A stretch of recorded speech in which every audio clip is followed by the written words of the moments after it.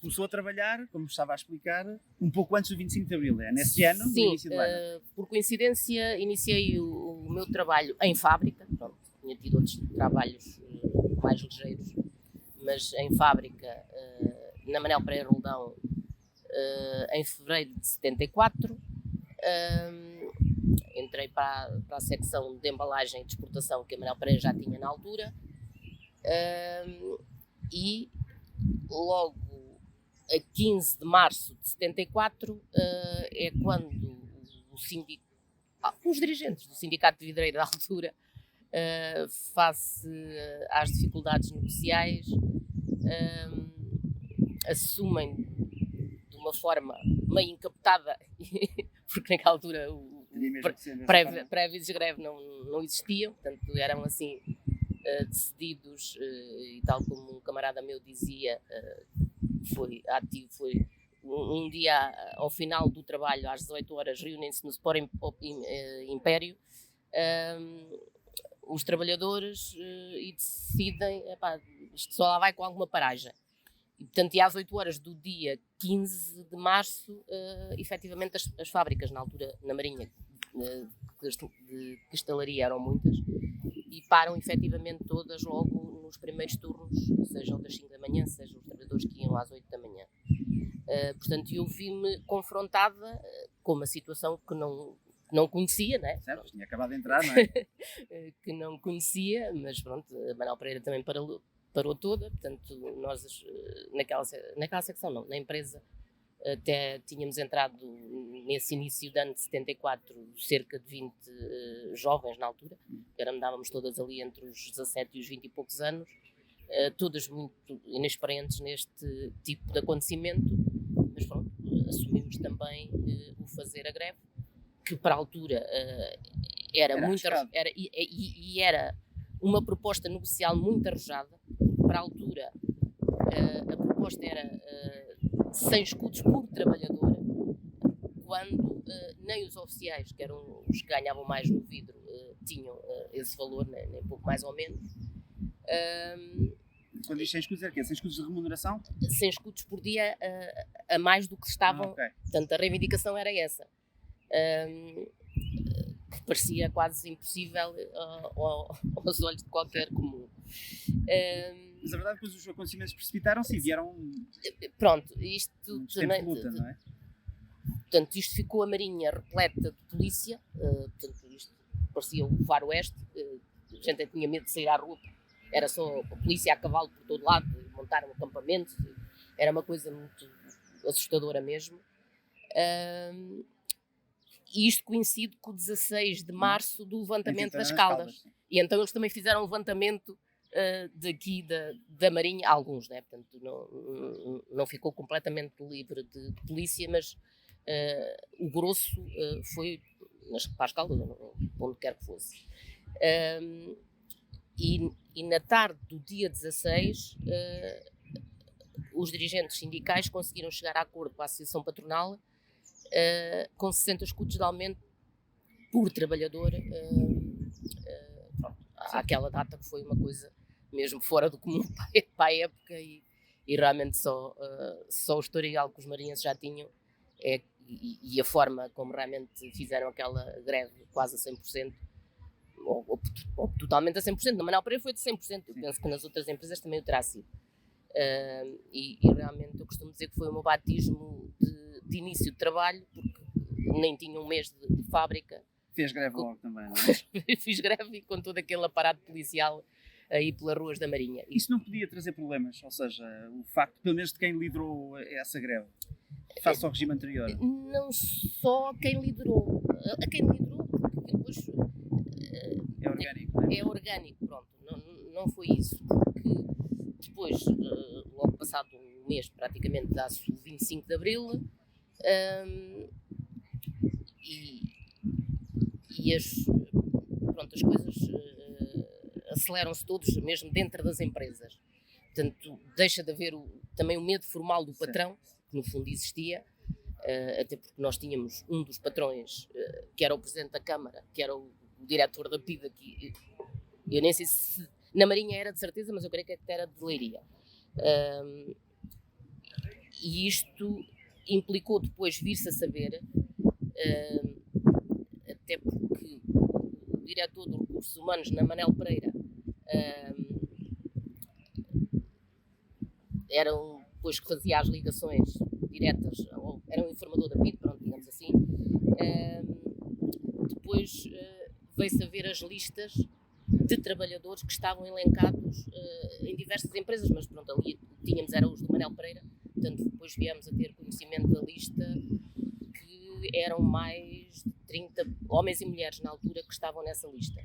E eram referenciados porquê? Por se oporem ou por fazerem contestação? Por terem feito a greve, não sei o que é que estava efetivamente ali elencado nas alegações, mas portanto, eu creio que na altura até era pouco mais que uma lista, portanto não que teria sido entregue se não se tem dado o 25 de Abril. Se não se tem dado o 25 de Abril, haveria represálias, provavelmente, não é? Sim, alguns daqueles iriam parar à prisão, portanto, estamos a falar de 30 e tal, creio que eram os que estariam, e estamos a falar, na altura, de 700 trabalhadores que existiam na Manel Pereira. Porque o direito à greve não era um direito como agora. Não existia. O direito à greve era mesmo direito à prisão. Portanto, era completamente proibido o direito à greve. Não, isso era impensável aqui. Portanto, tanto quanto eu tenho conhecimento, porque eu ouvi como os meus pais sempre trabalharam em empresas de vidro, os trabalhadores entravam como trabalhadores efetivos, mas o patrão dava só o direito de, se não gostava do trabalhador, amanhã vais-te embora, portanto, a custo zero e por palavra. A ideia que eu tenho, por aquilo que eu ouvi aos meus pais, era que em empresas que isto acontecia e que os colegas de trabalho tinham algum apreço pelo trabalhador que por qualquer motivo fosse despedido, por norma tinha sempre algo político, também assumiam, em alguns casos, ou readmitem o trabalhador ou nós também não voltamos ao trabalho. Portanto, havia muito isto, e eu falo muito nos vidreiros porque é aquilo que conheço da família e daquilo que eu depois vivi. Não sei, noutros setores possivelmente se calhar não havia este tipo de unidade. E para os patrões também era um bocado difícil, porque trabalhar no vidro não é qualquer um, não é? Portanto, uma coisa é descobrir-se um varredor que, mal ou bem, alguém voltava... Rapidamente aprende também, não é? Sabe isso? Portanto, estar com uma peça de vidro não é bem a mesma coisa. E também dava algum poder reivindicativo, digamos assim, aos trabalhadores. Sim, portanto...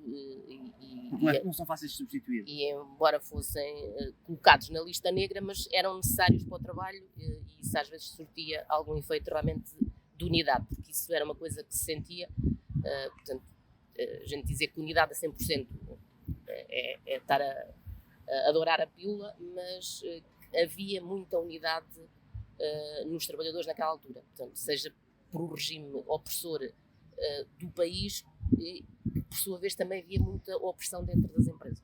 Mas também havia um exemplo da revolta dos vidreiros da década de 30 aqui na Marinha, nomeadamente, também se calhar dava ali algum tipo de identidade reivindicativa, não? Sim, eu acho que isso ficou nas gerações, não é? Portanto, e isso foi ali um bocado transmitido entre pais e filhos, e a dureza do trabalho acho que também levava a isso, né? Portanto, nós não podemos esquecer que no tempo dos meus avós os miúdos iam trabalhar com 7, 8, 9, 10 anos. Eu estava ali no Museu do Vidro e mostrava como é que um miúdo conseguia agarrar um molde de madeira com uma dimensão enorme, encharcada em água, com aquela idade, e franzinos com má alimentação, conseguiam fazer aquele tipo de trabalho. E eu acho que tudo se fazia adulto muito rapidamente, porque enquanto hoje 17 anos podemos dizer que são uns miúdos, naquela altura 17 anos já eram homens formados não conformados, mas já formados para realmente para a dureza da vida. Os 20 anos já estavam casados, já tinham filhos, portanto era outro tipo de vida, e realmente acho que isso levou sempre a ter, acho eu, outra forma de estar e de ver a vida, e achar que se o patrão tinha lucro também tinha que ser dividido por os trabalhadores, e ainda por cima num trabalho que era muito doloroso mesmo, tanto fisicamente, de calor, portanto o trabalho do vidro é um trabalho bastante duro, não é? muito duro. E como é que viu, depois do 25 de Abril, houve mudanças significativas? Como é que viu a evolução dessa relação dos trabalhadores com o patrão, com a empresa? Enfim, como é que a mudança que se registrou? E eu depois também tenho uma experiência muito, muito própria desta empresa. Desta a Pereira Roldão. A Pereira Roldão, que sinceramente me ensinou muito a estar na vida, bem ou mal, mas a minha forma de estar. Porque os donos eram roldões, pronto, e com o evoluir da situação, portanto, não podemos esquecer que logo em junho de 74, o primeiro governo provisório, que eu creio que foi logo de Vasconcelos, já não sei bem, mas penso que sim, incluiu logo o salário mínimo nacional, que não existia e que na altura foi de 3.300 escudos, creio eu, que também foi independentemente do aumento que nós tínhamos tido em março, foi um salto muito qualitativo para todos. Implementou as férias, portanto não podemos esquecer que o período de férias era preciso ter 10 anos de trabalho para se ter 8 dias de férias. Mesmo para esses 8 dias, eu penso que o subsídio de férias era facultativo aos patrões que o queriam dar, porque o resto era a custo zero. Portanto, houve ali um evoluir de situações, e os patrões da Manel Pereira Roldão, em novembro, creio eu, começam a ficar com salários em atraso e em dezembro abandonam a empresa. Isto tudo no processo revolucionário em curso, que todos os dias haviam evoluções positivas, certo, para os trabalhadores. Houve uma decisão coletiva de os trabalhadores assumirem as rédeas da empresa. Que no setor do vidro não é coisa fácil, e com um setor de exportação como nós tínhamos, mas felizmente à época, e não podemos dizer que foi tudo a mesma cor política, porque havia muitas sensibilidades aí, mas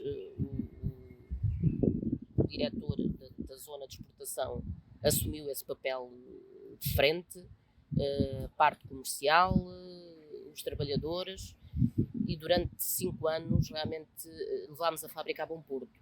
E lembro-me que na altura ainda puxávamos as paletes tudo à mão, comprou-se empilhadores, comprou-se caminhonetes novas, portanto foi 5 anos muito, muito favoráveis aos trabalhadores, e que realmente mantivemos aquela empresa de pé, e até um exemplo para as outras que existiam na altura.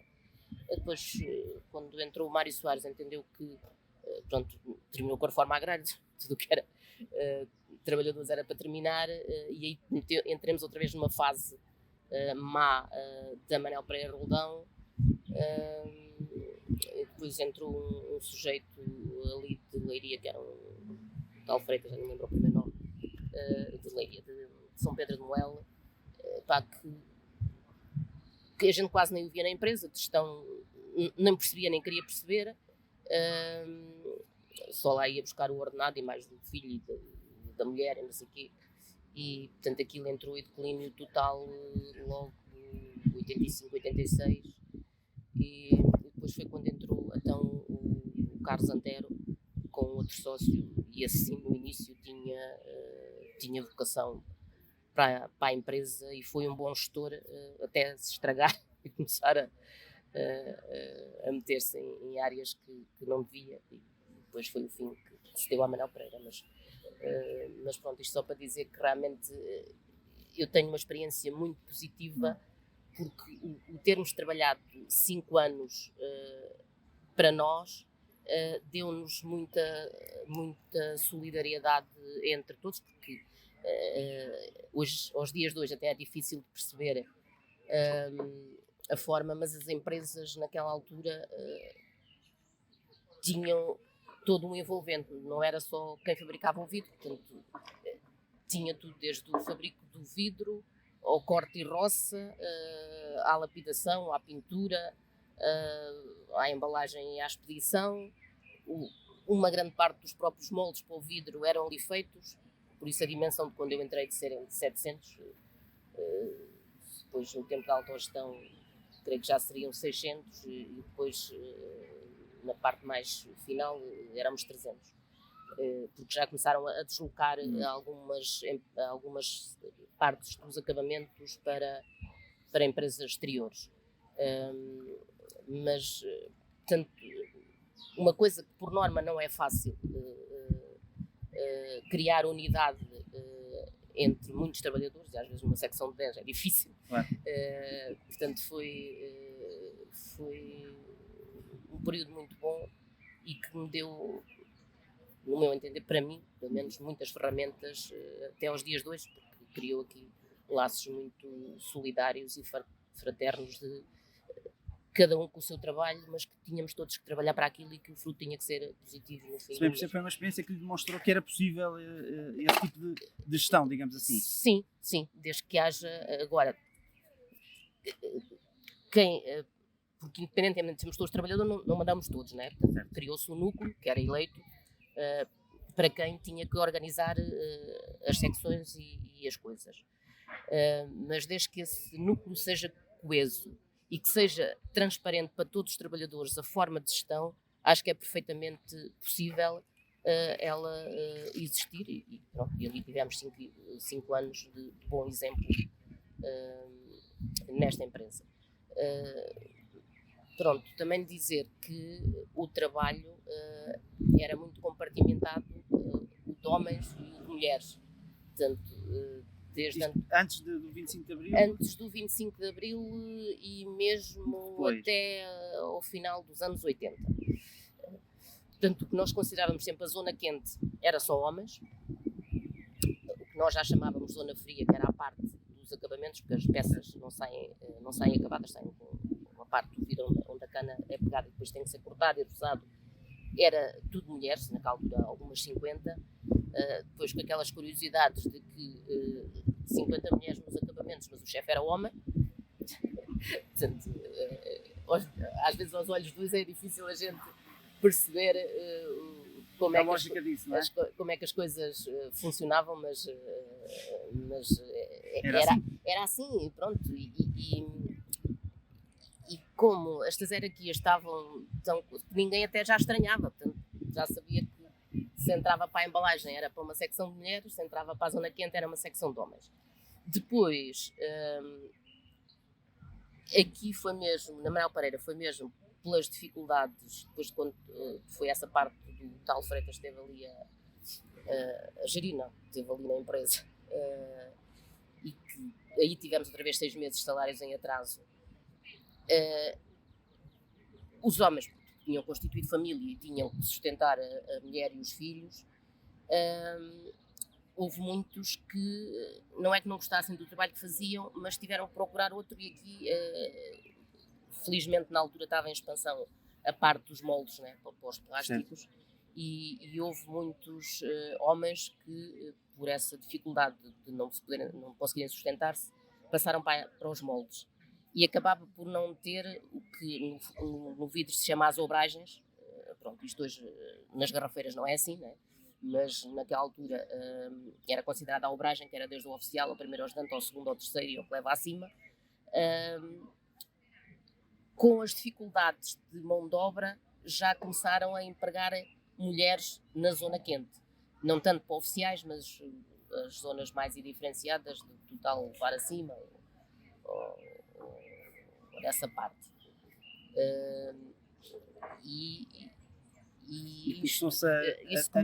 Deixou de haver tanta divisão, não é? Sexual do trabalho, digamos assim. Sim, e nas garrafeiras Eu creio, ainda hoje, as chamadas máquinas mesmo, creio que ainda não existem mulheres. Não quero estar a afirmar Certo. uma coisa que não tenho bem a certeza, mas creio que ainda não existem. Mas nos anos 90 já iniciaram, o que também não era normal, que as garrafeiras, como sempre trabalham em trabalho contínuo, tinham aqueles turnos das 5 à 1, da 1 às 9, das 9 às 5 da manhã. E eu creio que só nos anos 90, e se calhar mais para o fim do que para o início, começaram a entrar mulheres, não para junto das máquinas, mas para a parte da escolha e controle de qualidade. Começou a ser obrigatório o controle de qualidade nessas empresas. E aí já entraram nestes turnos rotativos, já sendo uma parte da zona quente que abriu, porque até aí também era só homens, que abriu a essa parte das mulheres, porque até ali estava tudo muito compartimentado. E isto, por sua vez, fazia as diferenças salariais. Não tanto na questão de se faz a mesma categoria profissional, se ganha 500, a outra também ganha 500, era como existe uma elencagem de categorias, como as mulheres estavam em categorias inferiores, ganhavam menos. Pronto, ainda hoje ganham, mas pronto, mas por essa questão.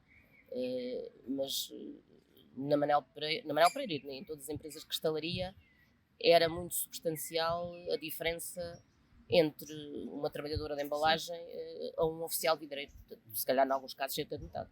Que avaliação é que faz, uma vez que, como explicou, começou a trabalhar numa altura em que fez greve e arriscava-se ser presa, e a situação em que estamos hoje, ou seja, 50 anos depois da Revolução, como é que é evidente, penso que será consensual que temos mais direitos enquanto trabalhadores agora do que na altura, não é? Mas que avaliação é que faz desta evolução, da mudança que houve?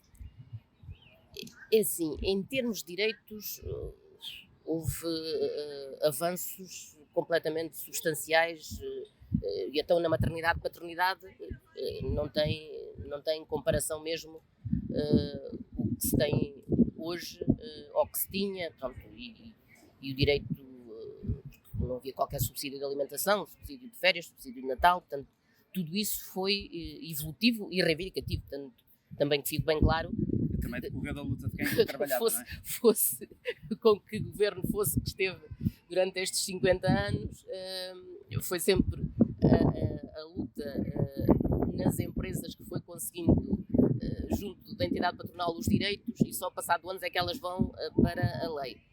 E não nos podemos esquecer do Norte, não é de sumenos importância. Mesmo quando eu entrei, né, que foi em 74, ainda se trabalhava 48 horas. Os vidreiros não, porque isso já vem quase um século atrás, portanto, eles nem era tanto pela dureza do trabalho, era o trabalho no pote de vidro e a duração que eles tinham até limpar o pote de vidro, era de 7 horas, e então já trabalhavam 39 na altura.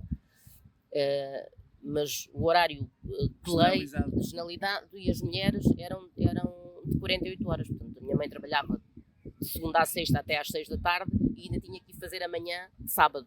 E depois todo o trabalho acrescido, naquela altura os homens não faziam mais nada, senão trabalhar e ir à taberna.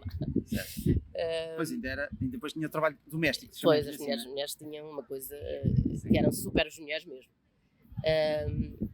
E depois também parece que as 40 horas existem há muito tempo, também creio que em 96 que foi então implementada na lei as 40 horas. Mas isto foi sempre tudo conseguido primeiro nas empresas e depois é que o governo vinha a colocar isto em Código de Trabalho. Portanto, houve evoluções, mas se calhar podia-se ter ido mais longe. Sim, isso pode sempre melhorar. Depois, aquilo que eu sinto,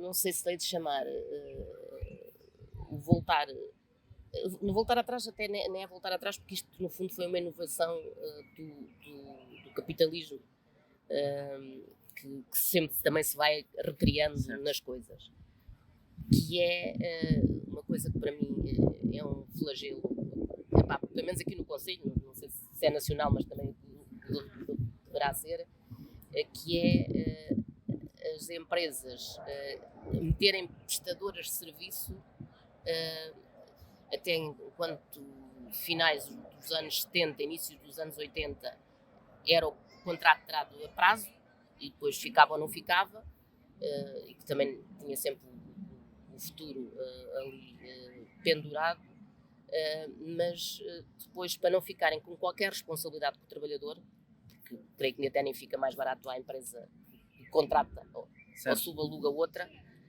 mas não tem a responsabilidade qualquer que o trabalhador que lá está.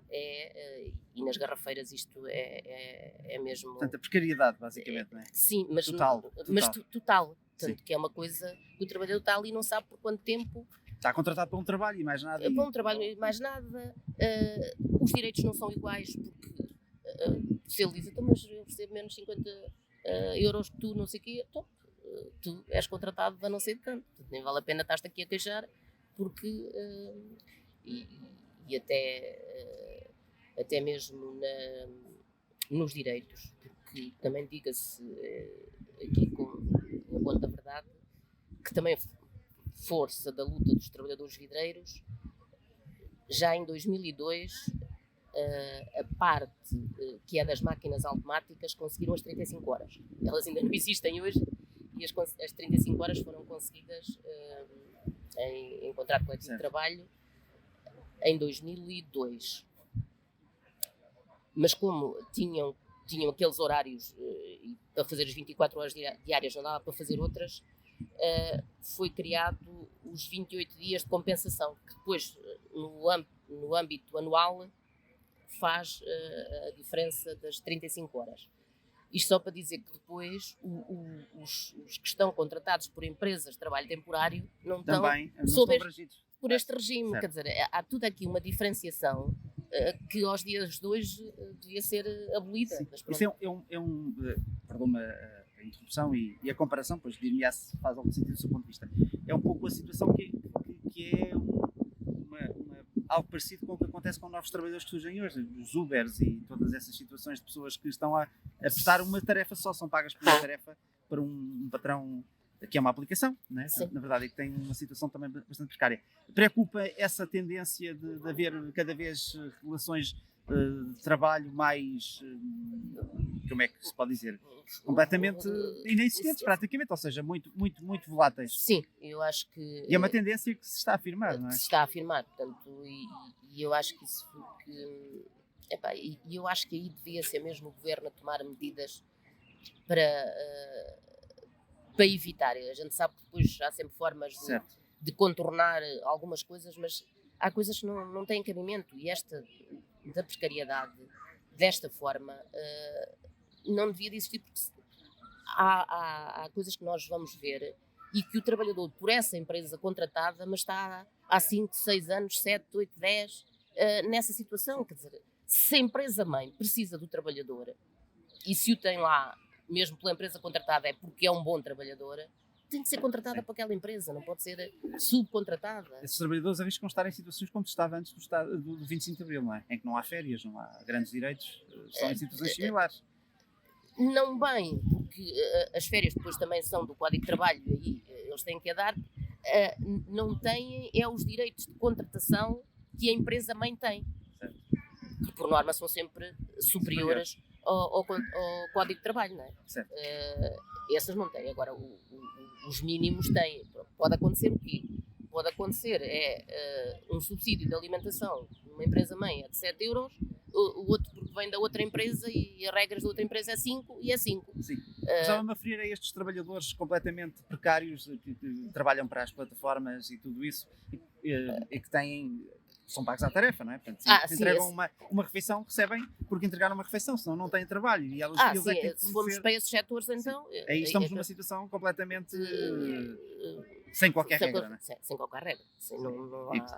Não há... Eu pergunto isto porque é uma tendência que se nota, ou seja, enquanto sindicalista que foi, não é? Durante muitos anos, se vê a evolução do trabalho também a arriscar ir para aí.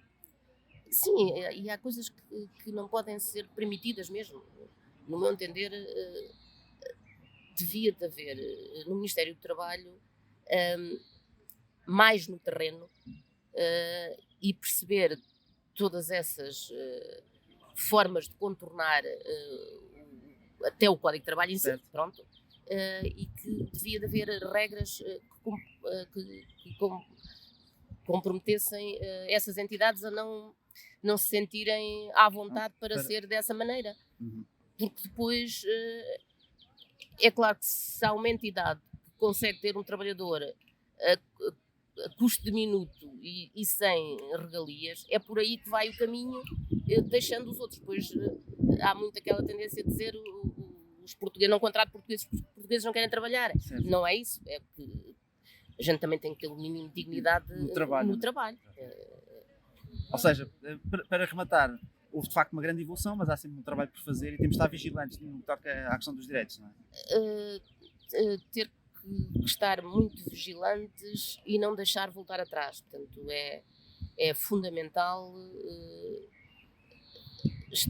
estar sempre o poder reivindicativo à frente, não deixar voltar atrás e olharmos para todo o âmbito, porque às vezes a gente também olhar muito só para a nossa realidade e a gente até está quase bem, deixamos andar e depois esquecemos que no dia a seguir é os nossos filhos que estão mal e os nossos netos não têm futuro.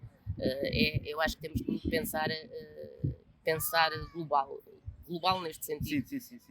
Global, já temos noutras áreas também temos que pensar global e das guerras para aí anda. Sim, isso também já é mas ou seja, temos que pensar também nos outros que trabalham, não é? Ou que venham a trabalhar. Nos outros que trabalham e no futuro, porque a gente não pode pensar, eu já estou reformada. E, portanto, o problema já não é meu. O problema já não é meu, já trabalhei o suficiente para a pouca pensão de reforma que recebo. Não, portanto, a gente tem filhos no mercado de trabalho e tenho uma neta que, entretanto, daqui a uns anitos deverá estar. E deveríamos ter condições para isso. E, como eu dizia à minha filha muitas vezes, quando não estava em casa e havia de estar, se ando aqui é para o teu futuro. Ela às vezes também me chegou a dizer afinal o futuro não foi aquele que se imaginava, mas pronto, isso é da vida. E se não tivéssemos ido à rua, as coisas estariam piores do que estão hoje. Mas é isto. Muito obrigado.